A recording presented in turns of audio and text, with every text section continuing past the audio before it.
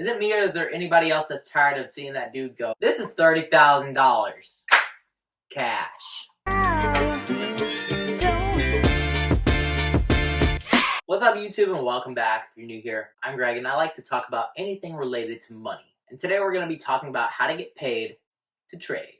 But before we do that, if you want to help a brother out, make sure to like this video, subscribe, and hit the bell so you're notified every single time that I post a video. It really helps my channel grow and pleases the YouTube algorithm gods. The trading strategy that I'm going to be talking about today is called the wheel. The first part of this wheel relates to puts. But before we get into selling premium, we need to go over the pros and the cons of buying versus selling puts. This may be common knowledge for all of you Warren Buffett prodigies out there, but just humor me here for a second. Options trading is exactly what it sounds like. You are trading contracts with another person. Whenever you are buying a call or put, you are paying the seller a premium, which means that you're giving them money to buy that contract. So to keep things simple, we're going to use Delta Airlines as an example. Let's trade options. Set our expiration date for May 1st. We are going to sell a put. What we're saying when we're selling a put is that we think the underlying stock will rise in value. So in this case, our strike price is $21. And we're saying that until May 1st, Delta Airlines will remain above $21.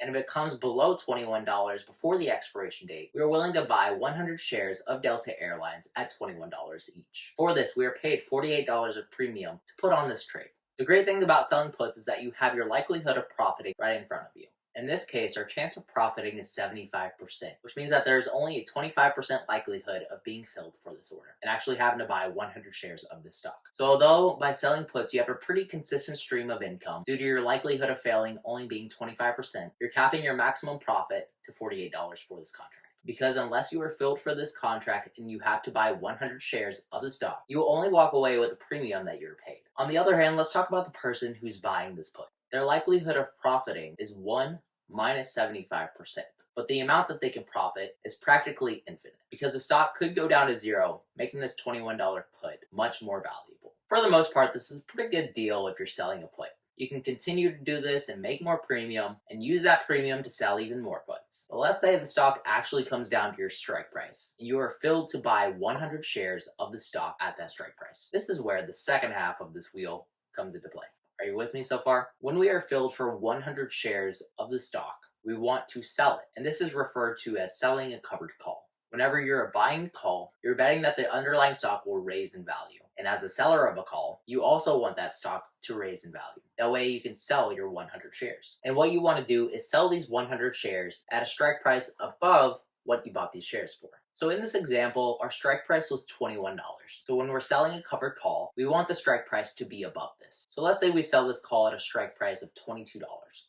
Not only are we making $121 of premium, we're also getting the difference from the strike prices. So in this case, it would be 22 minus 21, which is an extra $100 in your pocket. Even if you're not filled and nobody buys these 100 shares, you will still keep the premium every time you put this up for sale. So you'll continue selling covered calls until you're actually filled for this order and somebody actually buys it. And now finally, once you are filled for this order, now that the wheel has completed, you can go back to selling puts, rinsing and repeating, making more of that sweet premium. Just to explain this a little bit further, I'm going to be showing you a trade that I made on US oil. So with all that said, guys, let's get into the trades.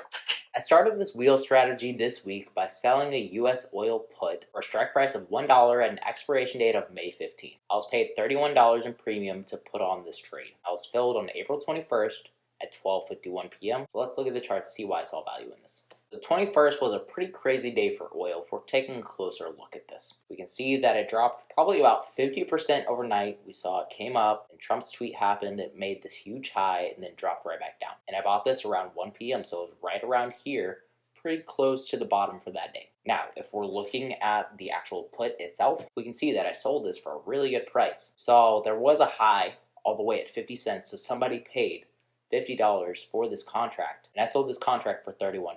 You can see that it dropped drastically after I had sold it and US oil started to trend up. This contract was already up 300% whenever I was filled. US oil is an ETF that covers the oil market and includes companies such as BP, Chevron, and ExxonMobil. And all three of these companies have invested billions of dollars in renewable energy, so even if the oil market completely collapses, I'm very doubtful that US oil will ever go to zero. If by some supernatural occurrence US oil falls below $1 by May 15th, I'm thus obligated to buy 100 shares of US oil for a total of $100. But that's okay, because if I'm actually filled for this contract and I have 100 shares of it, I'll simply sell covered calls, collect some more premium, and keep the wheels turning. That is the end of today's video, guys. Thanks for tuning in. Remember to stay positive, stay green. I'll catch you in the next one. Bye, guys.